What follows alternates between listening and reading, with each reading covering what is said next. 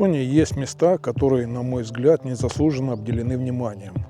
Одно из таких мест – это тропа Ристи-Марья, Лодусрада. Ристи-Марья – это название по ягоде можжевельника, которая вот здесь изображена. А находится тропа недалеко от поселка Тыстама. Если от него ехать в сторону моря, то это сравнительно недалеко, вы увидите вот этот стенд. Основная часть тропы проходит через заросли можжевельника, и лишь ее небольшая часть находится у побережья. В одном из мест вы можете остановиться и передохнуть вот в таком кресле-качалке. И, вдыхая можжевельник, полюбоваться морем и птицами.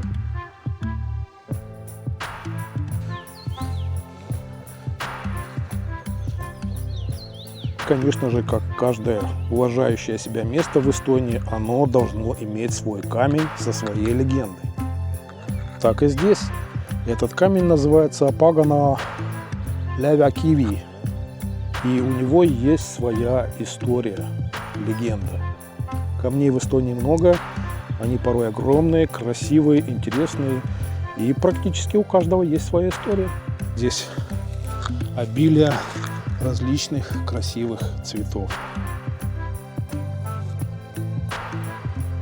Хороший наглядный пример, который дает представление о том, какой высоты растения. В данном случае у нас можжевельник высотой 160, 170, 180 сантиметров.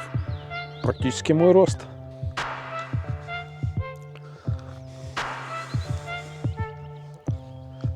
Интересная инсталляция, сделана из рыбацких принадлежностей с различными надписями.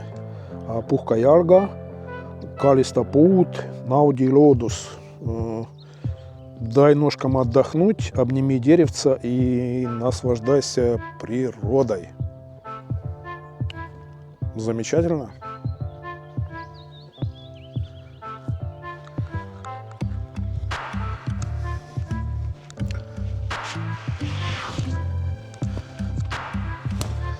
А в конце тропы вас ожидает вот такой стенд, который рассказывает о том, какие птички здесь живут.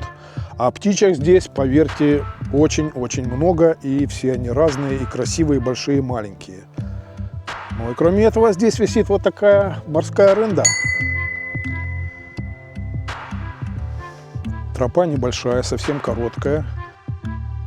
Тем не менее, я думаю, те, кто любят природу, ее оценят по достоинству. Рядом с тропой, примерно в пару сот метров от нее, находится небольшой порт Мери-Марина.